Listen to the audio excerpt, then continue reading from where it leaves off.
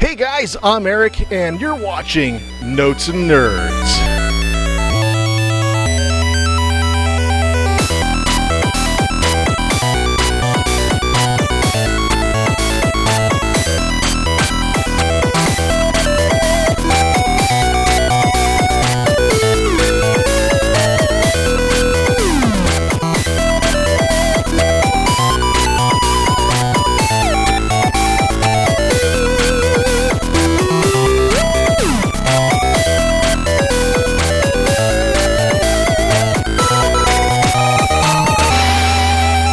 We're here in Omaha, Nebraska at the Joslyn Art Museum at the Witherspoon Hall right over here to my side, where we're doing a screening, or we're watching. I'm not doing it, but somebody else is. His name is Bruce Crawford, putting on a screening of Back to the Future. Now, in this video, you're going to have a lot of fun.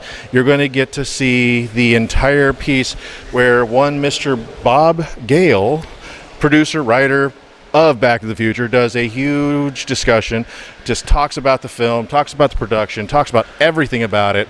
It's like basically I'm having an interview with him without me having to be on camera or doing any talking or anything. He does it for me. I can roll with that, I guess. So yeah, it's really cool. He's going to talk about all kinds of cool stuff that he did, how he got the film going, how much trouble the production was, stuff, all the cool stuff you want to know about Back to the Future. So it's really a lot of fun. Plus, there's a couple little surprises in the video that I think you're going to absolutely love. So let's go ahead. Let's get it over to Mr. Gale right now. Ladies and gentlemen, it's my pleasure to introduce to you Mr. Bruce Crawford.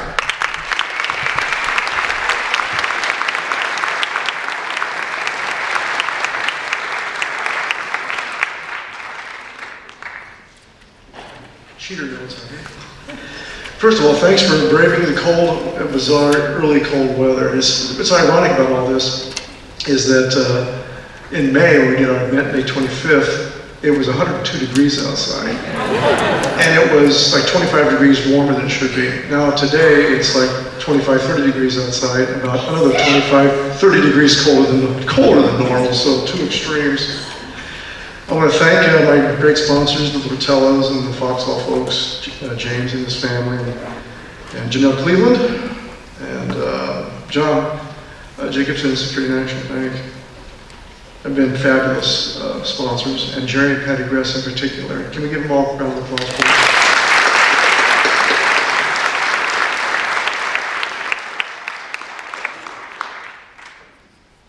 Also, KFB and KGU are really instrumental in helping me promote this. My friends at the paper, the World Herald, the Reader, Deco Hotel, of course, Accent Limo, and then the staff that makes these things go so well is Michael Cassandra Beacom, Roger Speakman, Jim Foyt runs projector, and the staff of people. It takes me another half hour to read everything. But please, if you see them and you see them out there helping putting things up and helping you out, thank them for their contribution, because without them, these things couldn't really go as well as they do. Can we give them some applause, please?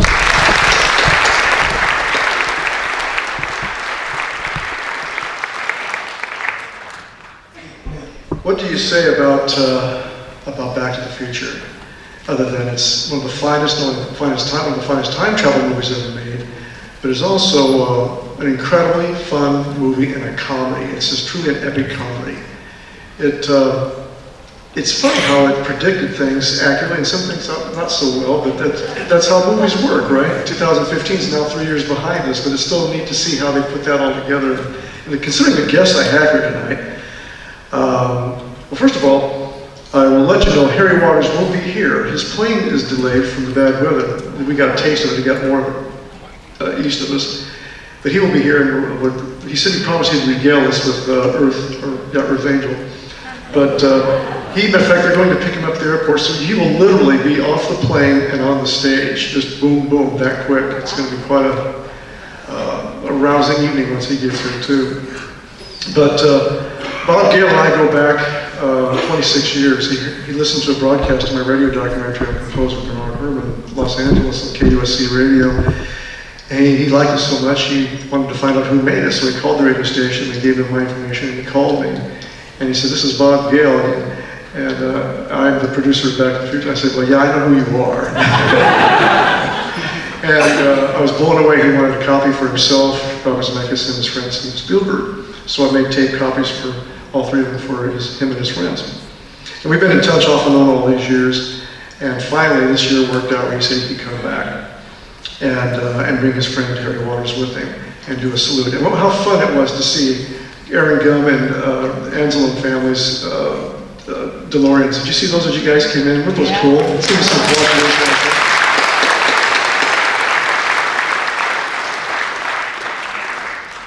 But finally, Bob Gale said, yeah, I can make it back. And, you know, I could sit here and talk for a half hour easy on the impact this film has had on our culture. It's such an amazing, fun movie with these incredible stars in it that have become iconic figures in the modern film era. But there's no way I could tell you as well as the man who wrote it, co-produced it, co-created it, one of the masterminds of this brilliant series of 3 films. And that's Bob Gale. And I can't think of anything better to do tonight than to tell you how much it means to me that he's here, because 26 years is a long time. And we never met until he flew in on Wednesday. And it means a great deal to me that he would take the time to come back here. The guy's involved in so much, comic books and games. I mean, he's the ancillary things that came from this series of films. He's an absolute brilliant man, and as humble and down to earth as anybody you'll ever meet. And he's got a heck of a storyteller, and he's going to come out here and do some Q&A with you guys. We're going to have a lot of fun with him tonight. Does that sound good to you guys?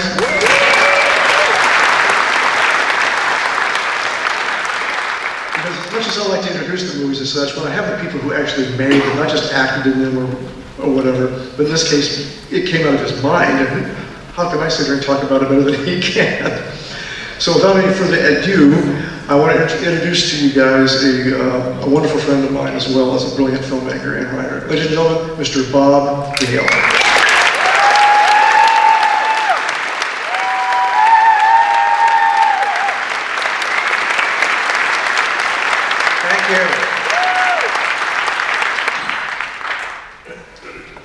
I'm going to take questions from you, but first thing I like to do with these things is to ask a couple questions of all of you. How many people here have never ever seen Back to the Future? 2,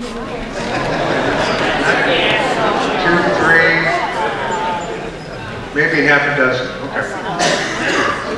How many of you have never seen it with an audience? Okay, all right, I'm just curious what the crowd is like. And the other thing I like to do to start these things off is a little quick game of Jeopardy. Alex Trebek isn't here, so I'm the contestant and I'm the host. So the first Jeopardy answer is no. And the question, I know, is there going to be Back to the Future Part 4?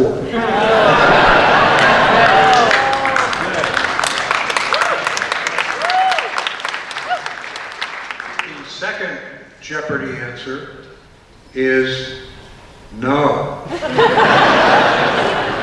And the question is, hey Bob, will you help me get a job in Hollywood? What do you think I said? And the final Jeopardy answer is yes. The question is, are you happy to be here tonight? Yeah.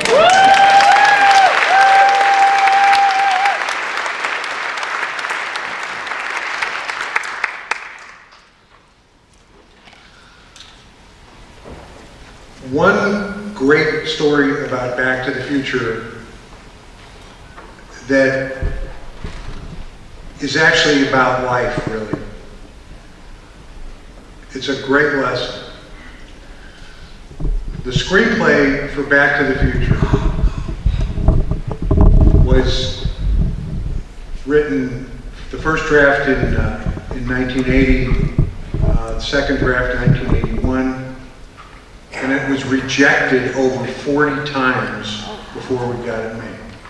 42, 44, I'm not sure how many times. Sometimes by the same people that we go around, I read this 2 years ago and I'm still not going to make this movie. I'll tell you some stories about why that was the case, but the reason that I like to tell you that is that in our lives, no matter what we're doing, there's always going to be people say, nah, you can't do that, you shouldn't do that. But if you believe in what you're doing, and you really, as Doc Brown said, want to put your mind to it, you just might get there. You may make it happen. So the fact that somebody says no once, twice, a dozen times, you know, yeah, it's discouraging, but pick yourself up, get back in the game, and keep trying. It took us almost 4 years to get it made. There's stories in Hollywood. One of my favorite movies is a movie called The Man Who Would Be King, directed by the great John Huston. It took him almost 25 years to get that movie made.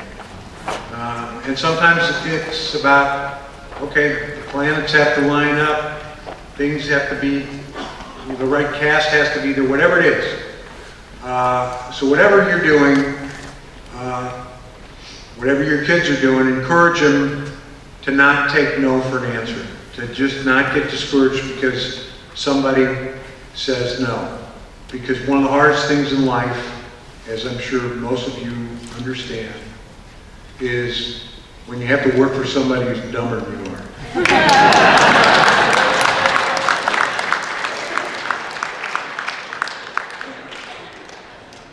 So why was Back to the Future rejected so many times? Well, there were two comments that we always would get when it would go around to studio executives and producers. One of them was, well, this is about time travel. Movies about time travel don't make any money. And in the early 1980s, that was a true statement. I think there was only one time travel movie that ever made money, and that was, I think, George Pal's original movie, The Time Machine, from 1960, 61. So that was a great movie, by the way. Much better than the remake. So that was one reason. The other one was, it's very nice. It's a very sweet movie. We're really looking for kind of a raunchier comedy. We want something more like Stripes, something like Porky's. And people keep saying, why don't you guys take this to Disney? Take it to Disney. Take it to Disney. Now back in the 80s, this was before Michael Eisner took over Disney and remade it into a serious studio again. This was the last vestiges of Walt Disney's family, and they were giving us great movies like The Black Hole, avoid at all costs. So, but after a certain number of rejections, Bob Zemeckis and I said, well, maybe they're right. Maybe what do we got to lose? We've been rejected by every other studio. Let's take it to Disney. So we submit the script to Disney, and next week we have a meeting with the executive over there. We walk into his office, and he looks at us and he says, are you guys out of your minds? Are you insane to think that Disney would make a movie about incest? You've got this thing with his kid and his mom. We're Disney, we don't do that. So, you know, nice and sweet is in the eye of the beholder. Another interesting thing that some of you know and some of you may not know is that Back to the Future, we shot 6 weeks of Back to the Future with Eric Stoltz as Marty McFly. We always wanted Michael J. Fox to be Marty McFly, but when we were in pre-production and sent the script to him, he was on a very popular TV series called Family Ties. It was, I think, the #2 TV series in America. And he was obviously committed to do another season of Family Ties, so we had to submit the script to the producer of Family Ties, a very fine man, no longer with us, named Gary Goldberg.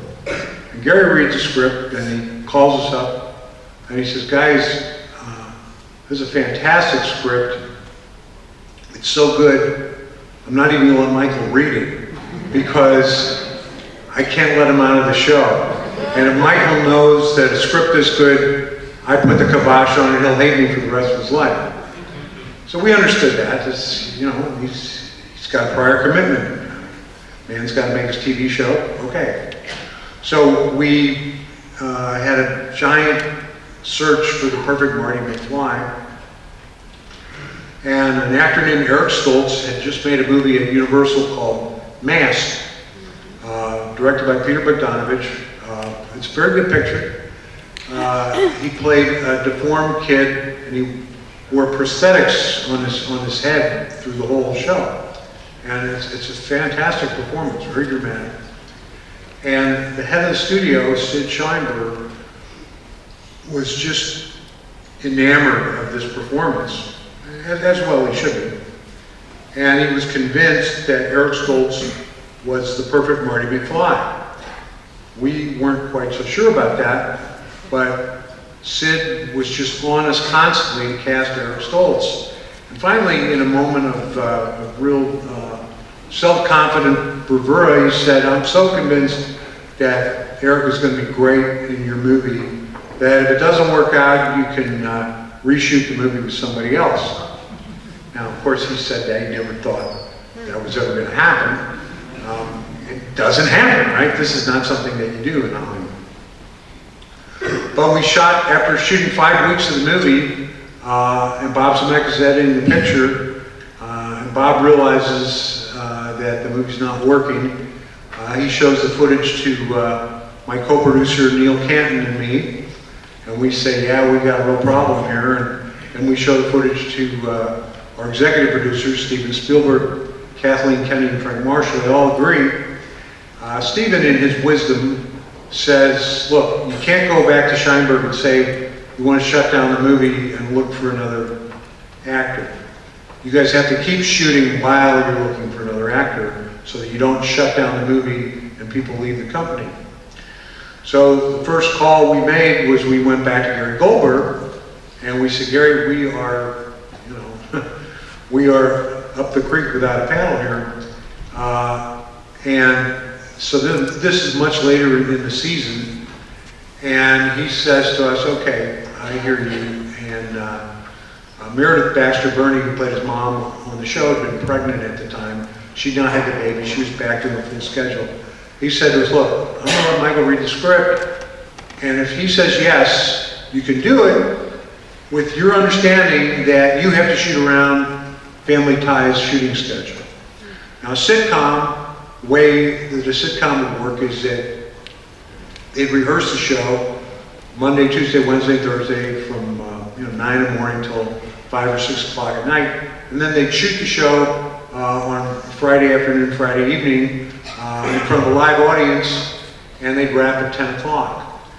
So Michael reads the script, and he says, sleep? What do I need to sleep for? I'm only 21 to 22 years old. I don't need to sleep. I got to do this movie.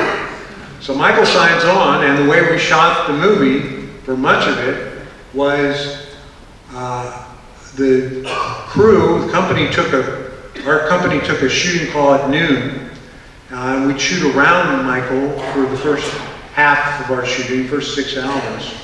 A car would pick Michael up at Paramount Pictures after shooting Family Ties, bring him over to the Universal lot or way out to the mall where we were shooting the Twin Pines Mall stuff.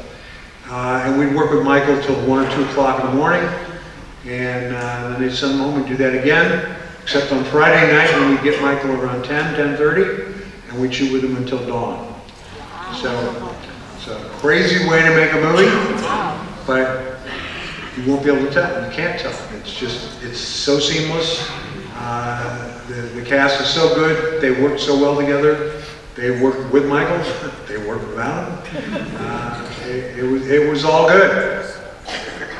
And then people say, well, how did you know that this movie was a hit?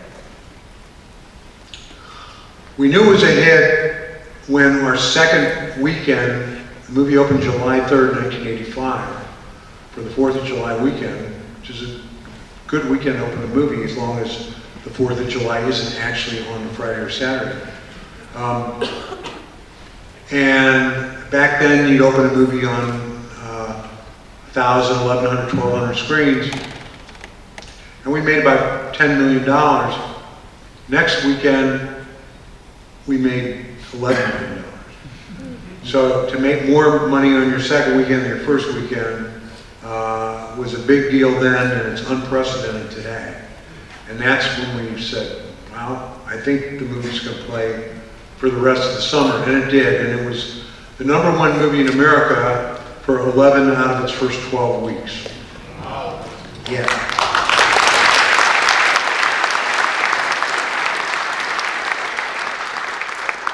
I am now going to open up this to questions from you all so that nobody can complain. How do you never answer my question? All right, so who's got a question? Right here. How do you let a guy go like Harry Scholes? How do you fire him? You're fired? Interestingly, the director did the dirty, if you will. We always kind of got the impression that Eric had kind of gotten talked into doing this movie from his agents, who said, you know, it'd be really good for your career to do a movie that's associated with Steven Spielberg. And he never really felt that comfortable, we didn't think, and that's what it looked like on film. And it was just a man-to-man conversation with Bob Zemeckis in his motorhome one night out in Roland Heights, the location of the Twin Pines Mall. And Bob said, Eric, this isn't working out, and you know, we think we made a mistake casting you. And he was totally professional. He was not an actor who was a pain in the ass by any stretch of the imagination. He always showed up on time, always knew his lines. But we asked Bob afterwards, how did he take it? And Bob kind of said, you know, I don't think he was all that surprised. So, and then 2 nights later, Michael J. Fox came out to the same location, and there he was. And the crew thought we were insane when we told them, okay, the good news is you guys all get to keep your jobs, and you're going to get 4 or 5 or 6 more weeks of work out of it. But the bad news is we're going to reshoot some of this stuff again with a different actor. But as soon as Michael came on the set, everybody said, oh my God, this kid is so great. They were just so happy. Michael was happy to be there, everybody was happy to have him, and the rest, as they say, is history. Another question. Yes? So, you got all these props in that DeLorean, and you got Michael who's 5'4", bucks nothing. He barely fits in that car with all those props. How'd you get Christopher Lloyd to even think about that? Well, John DeLorean was a tall guy. He wasn't going to build a car that he couldn't fit into. You know, movie magic. Yes, if you're 6'4", you can get into that car. You got a duck.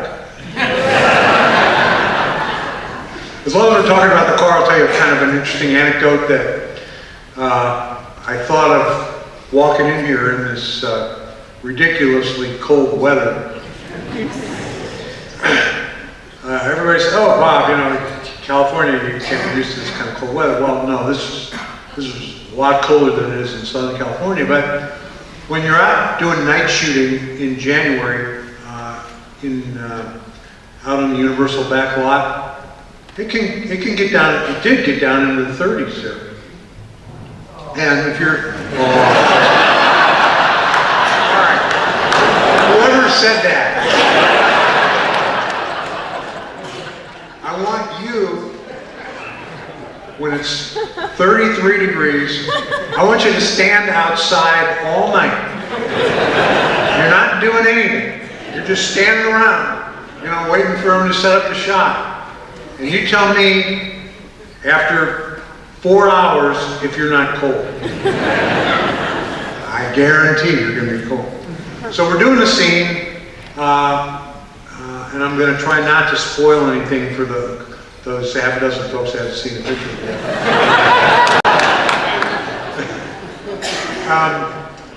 We're doing a scene about 3/4 of the way through, and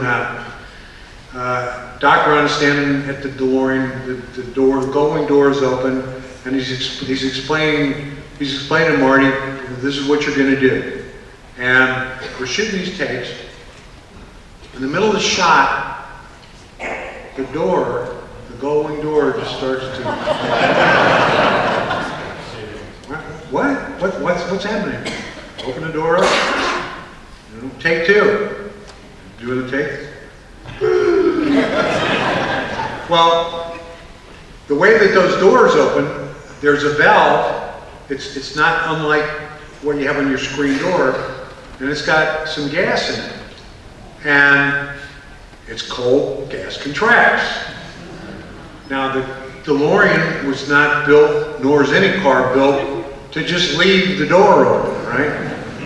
So, yeah, you can open the door and it'll stay open for a minute or so, but if it's really cold, the gas is going to contract and it goes down. So what do we do to solve that problem? We had our special effects crew grab hair dryers from the makeup department. And so in between takes, they're out there with these hair dryers and they're heating up that valve, and that's how we got the door to stay open for an entire 6-minute take. Another question, somebody in the back. Yes, stand up. Was there any significance to the 88 miles an hour, or was that just a number you guys pulled out of the air? We chose 88 because it was easy to remember. No, really, and that's important. You have to make sure the audience remembers certain things. 88. Now, another little bit of DeLorean trivia here: when you leave, you stick your head in those DeLoreans. The stock speedometer on a DeLorean only goes up to 85. We had no idea, right? Right in the script. 88, sure. All speedometers go up to 110, 120. Nope, not this one. So in the movie, the inserts where you see the speedometer, it's not a DeLorean speedometer. It's a different. I don't remember what car it was. And then of course we had the digital speedometer as well to really make it clear. So yeah, that was just that. And why did we pick a DeLorean? That's another question that somebody probably would like an answer to. Originally, the time machine was a refrigerator. Doc built this time machine into like an old Hot Point refrigerator. A gag that was liberally appropriated by Mr. Spielberg for Indiana Jones Part 4. Anyway, when it comes time for us to start, we're in pre-production finally, and Bob Zemeckis, the director, is thinking about how am I going to shoot this stuff, because Doc Brown had to carry the thing around on the back of a pickup truck. He said, you know, it's a pain in the ass to be putting this on a truck, taking it off the truck. Wouldn't it make more sense if Doc had built the time machine into a car? Yeah, that makes a lot of sense. Saved a lot of production time. And what if the car was a DeLorean? Well, John DeLorean happened to be on trial at the time, which is why Bob thought of it. And that also gave it, at the time, a little bit of mystique and sort of outlaw aspect to it.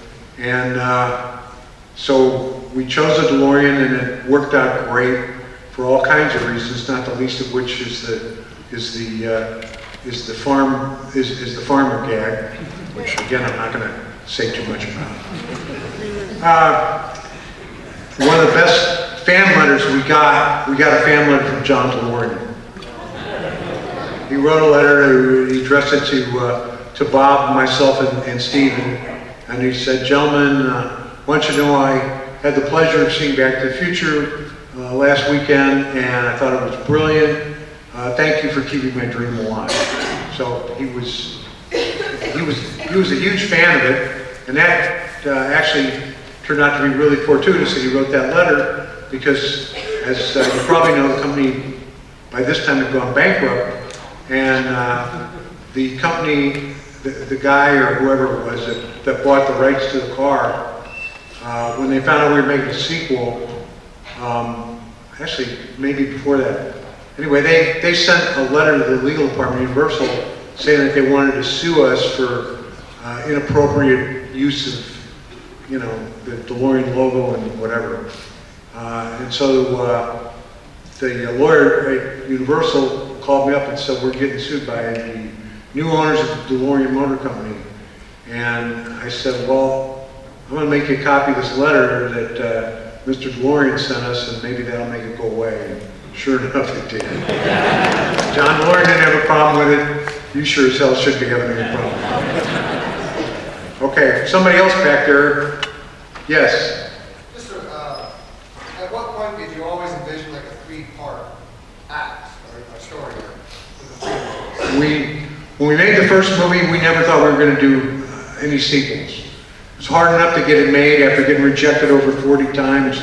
You're thinking, well, we're lucky sons of bitches to get this thing made the first time. We can't even be thinking about doing another one of these things. So the person that thought that there should be another one was Sid Sheinberg, the head of the studio. After the movie had grossed over $150 million, he said, well, we ought to do another one of these.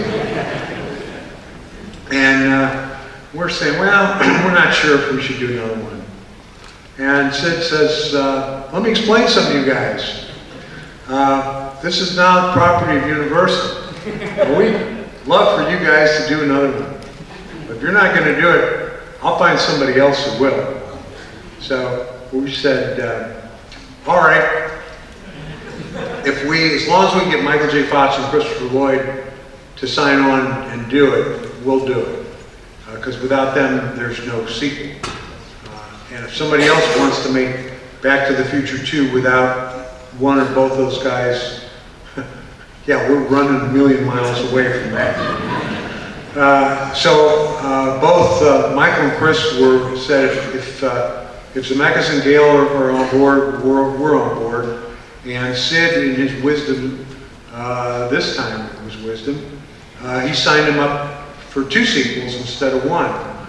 And when we were writing the second one, we realized we had enough material to do another one. So we convinced the studio to let us do Back to the Future 2 and 3 and shoot them back to back, which turned out to be a great way to do it.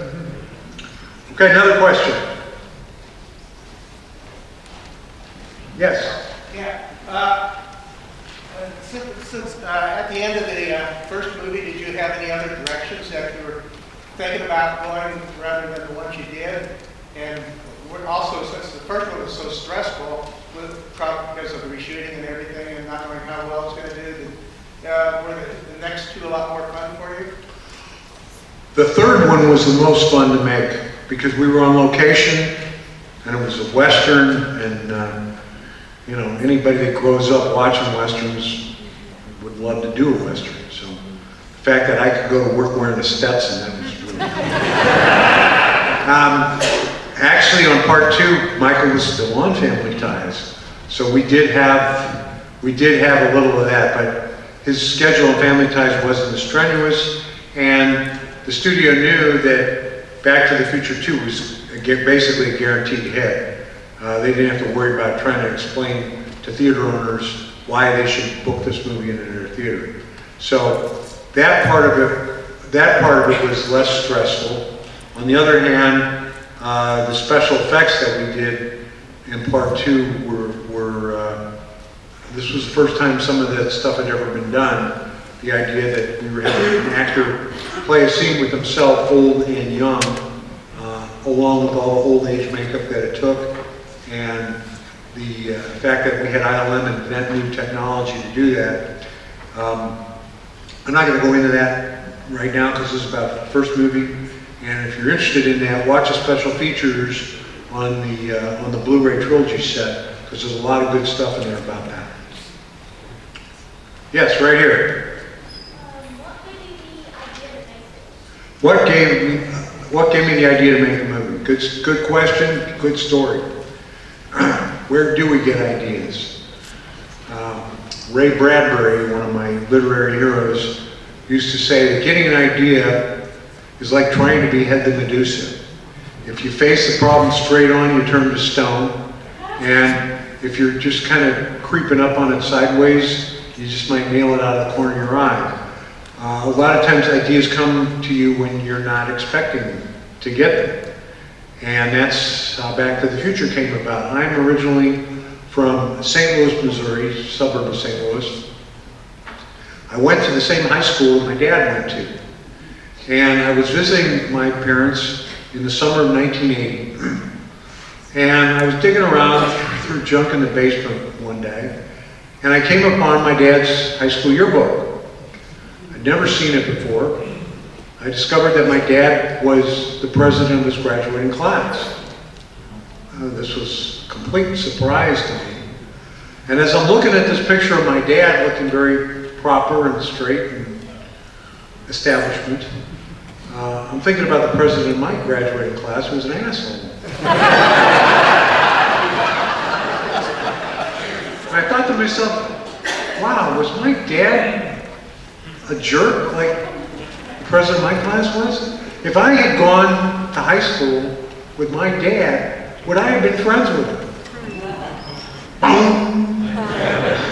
That was when lightning struck.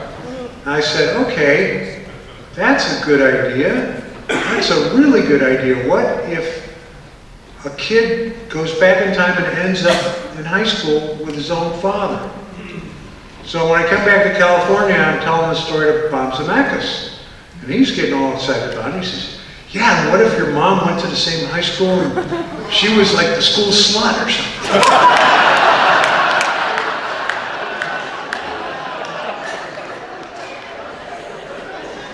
So then, again, to talk about the creative process here, because it's interesting. So we have this great idea. This kid goes back in time and runs into his parents, and how does he get back in time? Good question. How's he going to get back in time? So we've seen all kinds of movies, stories, TV shows where people can go back in time in various different ways. In Connecticut Yankee in King Arthur's court, the hero gets hit on the head and he ends up in the time of King Arthur. Some people kind of wish themselves back there, or you get 3 wishes or you get 1 wish.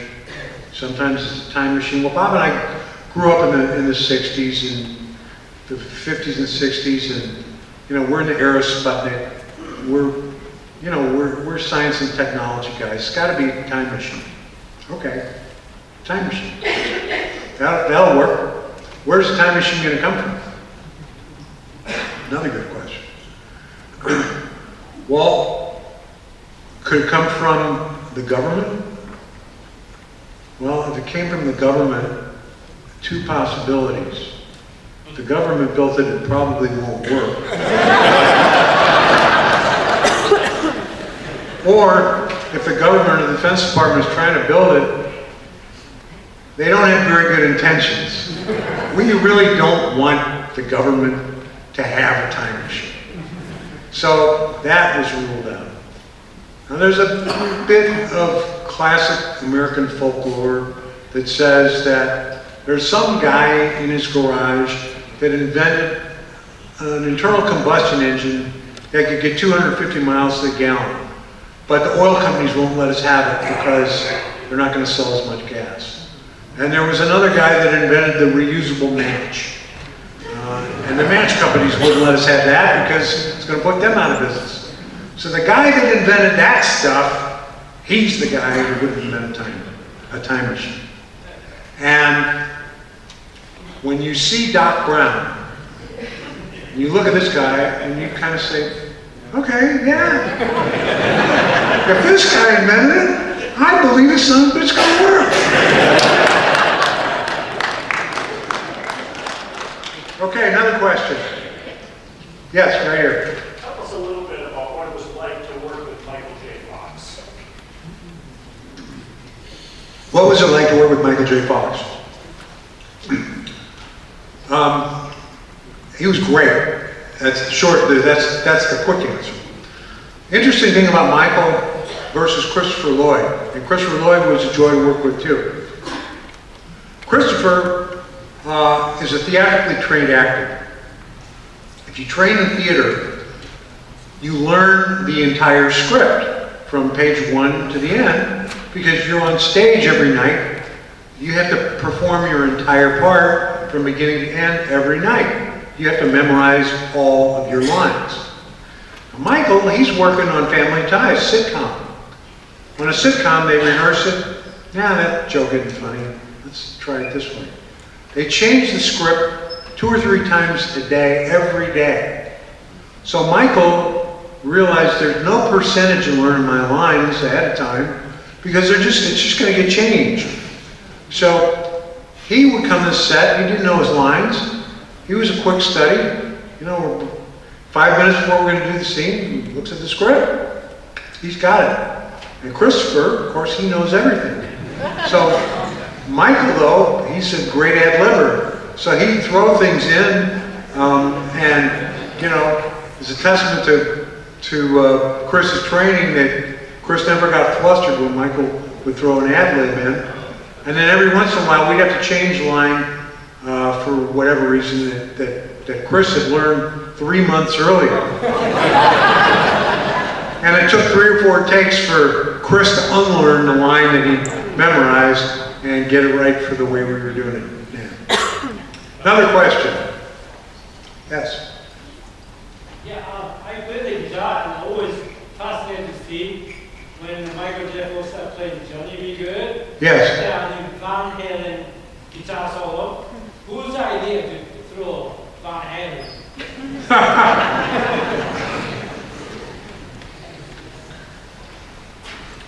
The idea that Marty McFly would invent rock and roll was one of the very early ideas that we had. And the song that he would play, that was a question that actually, it didn't take us long to come up with the idea that it should be Johnny B. Good, because, you know, it is arguably the greatest rock and roll song ever written. And at that time, it certainly was. You know, the closest contender might be Blue Suede Shoes, but it's got to be Chuck Berry, right? Father rock and roll. Speaking of Chuck Berry, Bob, Barbara just showed up. All right, so here. Harry, come on out here.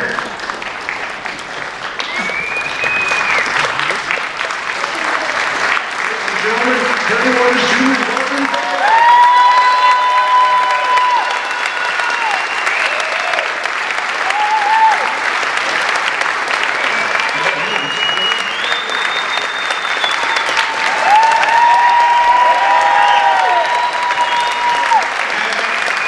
I've never been to Omaha, so I love your city. I was like, got here 6 hours ago. But I'm here now. Welcome to a Back to the Future thing. I have to tell you one thing, that this man is absolutely probably one of the nicest people you would ever met in your life. However, don't mess with him. You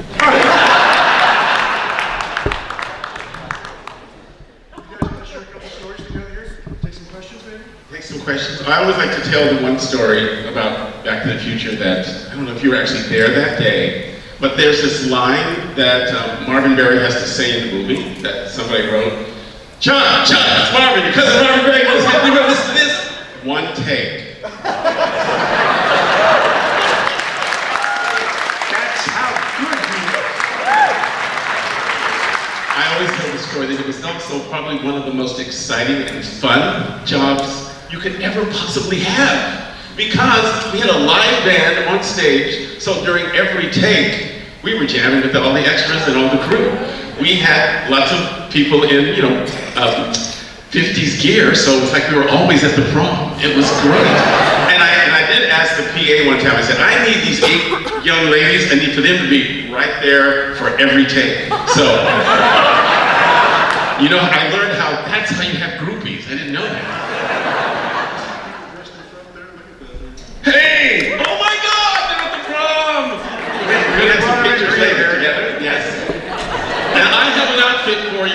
the show, I would have brought what you'll see in a little while, I hope.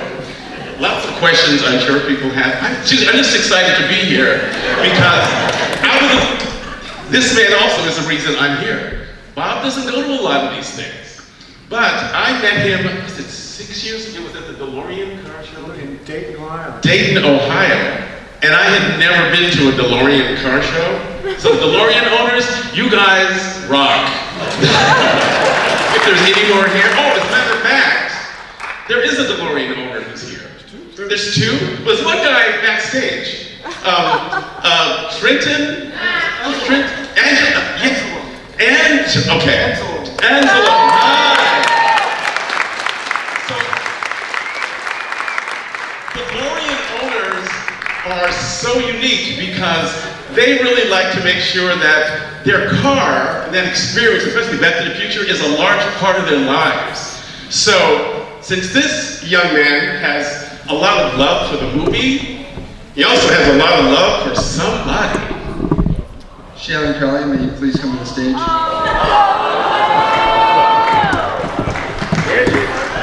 There she is.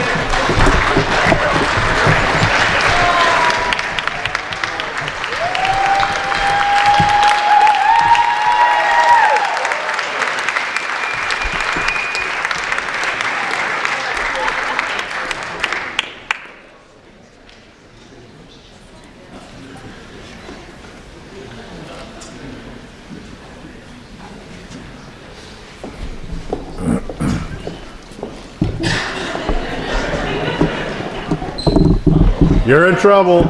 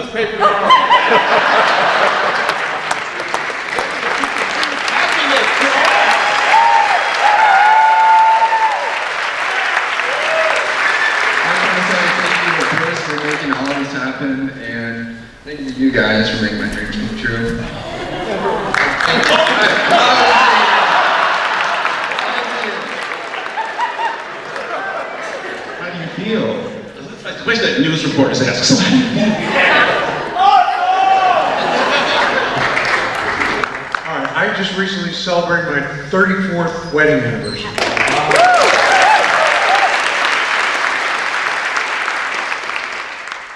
And I think every married person here will tell you that there are two words that will make and guarantee a successful marriage that every husband needs to know.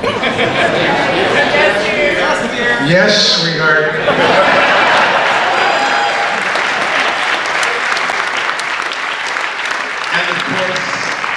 Because I've only been married 19, so it's a little bit different. You don't go to bed angry.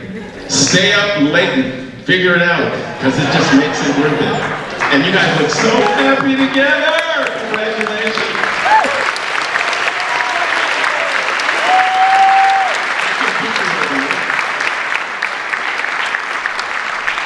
So I know you guys are also here to watch this little missive that Bob threw together. But we might have time for a few questions, and then we're also going to have some signing that we have. I always say I like raising money.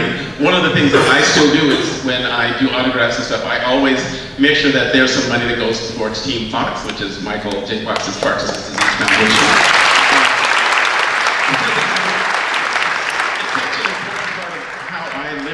Because as an artist and as an actor, it's something that I get to bring that helps actually people in humanity. There's a friend of mine who's a playwright in Minneapolis, and he had just come down with Parkinson's like 2 years ago. So what we did to help just raise the awareness is that we had a fundraiser for Parkinson's and a place called the Playwright Center there.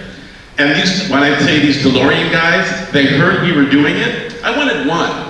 We had 6 that showed up, and they auctioned off items and time, and we raised over $5,000 in like 5 hours. Wow. So I think there's something about the power of this movie and all the things of how it brings such wonderful people together is still working. How many years later? 33 years later, and we're still standing. And people are still seeing it. People still seeing it. And new generations, and on that same subject, when I'm signing tonight, every dollar goes to the Kidney Foundation. That this is the. So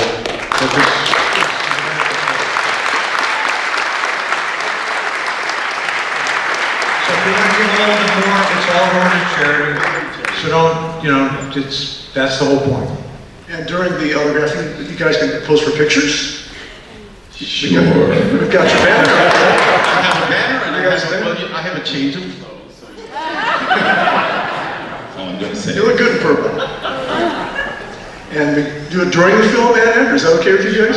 You've seen the movie a few times. Yeah, I've seen it too. Is that okay with you guys? I kind of know. So during the movie and after the film, we'll be out there so you guys can go out and meet them, and greet them, and get some autographs. You want to take some questions? Oh, so I'll take a couple of questions. Yes, sir. So, I'm not a podium person. That's okay.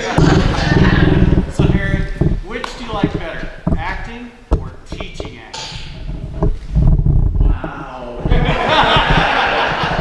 It's like, ice cream or chocolate, I've been an actor for 50 years. It's how I live in the world. That's why and when I discovered teaching, which was during the time that, 30 years ago, working in Los Angeles, I started working in a community in South Los Angeles, and I was teaching little kids just how to make stories. And then after this movie, this microphone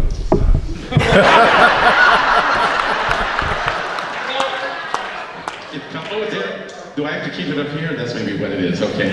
But when I discovered teaching, what I liked about teaching is that you don't have to be an actor to learn about acting, because acting is about being human. And what I also offer all my students, and most of my students are not theater kids. Yes, we have the musical theater kids, yeah, Glee, and I was having drama, I have the Shakespearean, but I have scientists, kids that are interested in history and archaeology, but they come into a classroom about acting, and all of a sudden, they get to be more human. They're not stuck behind a desk, but they're learning, which is what I like about acting, is they're learning how to have human relationships with people. And I teach from 10th graders to women in their wheelchairs and their scooters. I teach with immigrants, I teach with people with disabilities. I work with a lot of kids with autism and Down syndrome, just because it's amazing when you think about acting. You have to have this skill. No, it's about this life. It's about this opportunity that you get to share some spirit. I'm very much into spirit, sorry, yeah, I'm going to say that makes us alive. Because sometimes we forget that it's not about just a performance, but it's about a human reaction. Michael was one of those people that working with, and I only worked with him, those 2 scenes 2 times, is that he was so available and alive all the time. And so that's how I really like teaching, because I like seeing people's heads go, oh, and then they think they're actors. That's the trick. Never bring that's come to the dark side. You can be in this play, I'm going to direct. But acting, I just finished doing a play. It was terrifying. When you get to be a certain age and you're trying to remember those lines, and you have 6 shows a night, 6 shows a week. Like, what did I say last night? Okay, yes, go! You cry, you still cry backstage. How am I going to do that? But the thing that's important for me still, it's this exchange.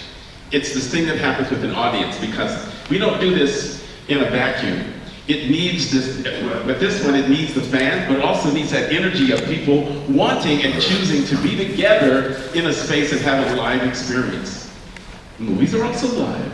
But theater is visceral and changes every night, which is the other thing that's happening. But like Bob was saying, someone like Michael, who was an improv person, that's live. And to have that opportunity to work with it on camera is, I think a lot of, I should say a lot of directors, not all directors, obviously Mecca's probably love that to a certain degree.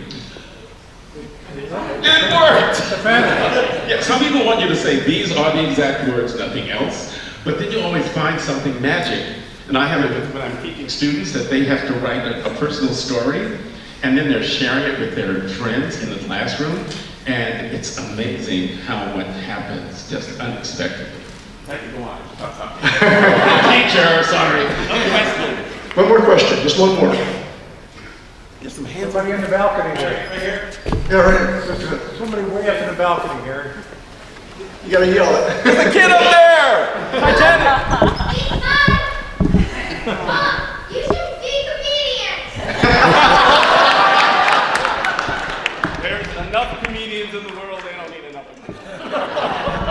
Right, hand right here. Yes. Did Chuck Berry ever contact you, Peter?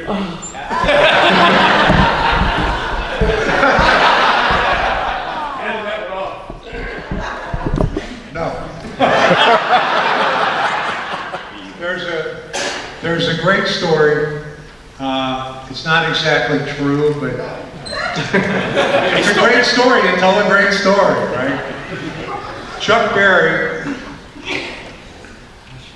When he performed rock and roll back in the 50s and the 60s, there were a lot of crooked promoters. and he learned pretty early on that, finish your show and you'll get paid. And he couldn't find a promoter. So Chuck said, Okay, you want me to come out on stage?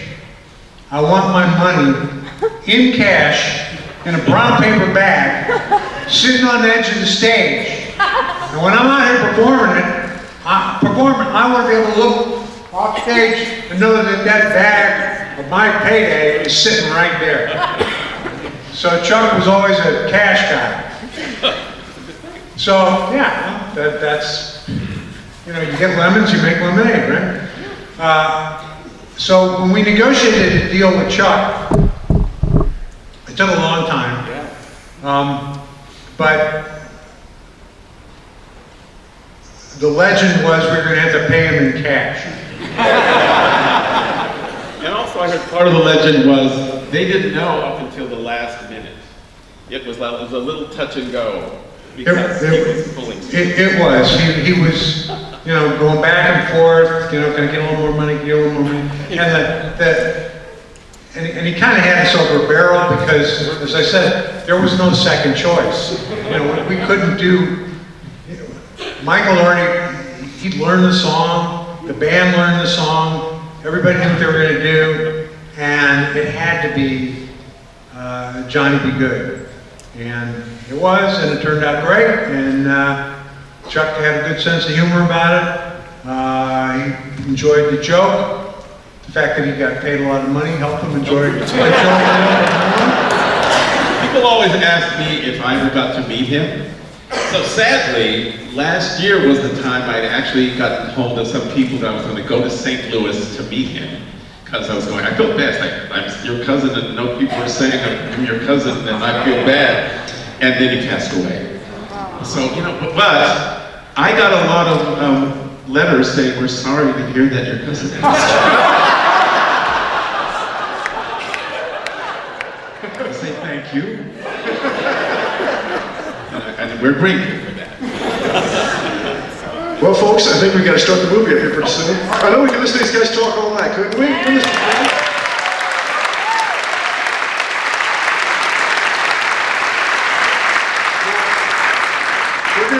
They'll be out here so you guys can meet them and buy some autographed pictures and such and get photographs with them. And we're starting to move up here in just a few minutes. But thank you for making it's my 30th event at the Jaws now. My 43rd event in 26 years, so I hope I can keep doing it. And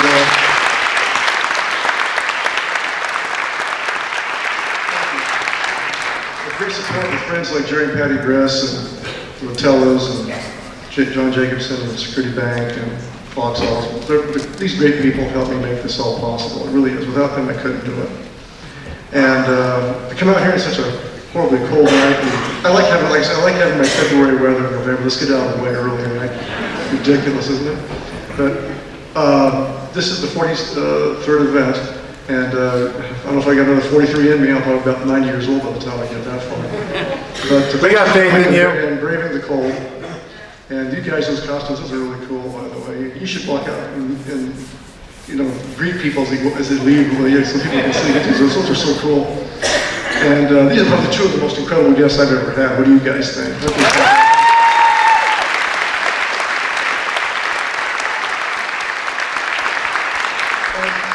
It's a first in so many ways. You know, he just got off the plane, Harry did. He just got off the plane and jumped up on the stage. It was perfect when Bob was sitting talking about Chuck Berry. He said, by the way, his cousin Marvin's there. Just gave me an open door to walk right in. You know? He's just walking down the way here. But enjoy the film, come out and meet them, get some autographs and some pictures, and circle May 17th. It's being held right now for maybe my 44th event. I can't tell you for sure what it's going to be, but I don't want to give it away. Who knows, it could change, but I'm looking at doing another John Wayne theme thing, so we'll see what happens. See you next week. Thank you. Good night.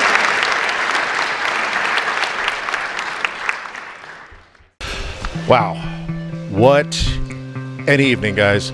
Back to the Future is an amazing film. It's a lot of fun. It's a lot of excitement. I mean, come on. This is an all-American classic sci-fi, fantasy, comedy, adventure film. If you don't like Back to the Future, there's something wrong with you. Plain and simple. That's all I'm going to say. So stay tuned for more Notes and Nerds, guys. We got a lot coming up for you for the rest of the year. Plus, 2019 is going to shape up to be huge. So thank you, guys. And remember, if you want to help support Notes and Nerds and Notes and Nerds Entertainment, please go to our Patreon page at patreon.com/notesandnerds, where you can give a little to get a lot back. Just $1 every month, and you'll be entered, after we reach our minimum subscriber limit, into our monthly giveaway contest drawing, where you could win some really cool nerdy goodies, I promise you. Guaranteed. So guys, again, follow us on the social medias. We'll catch you later.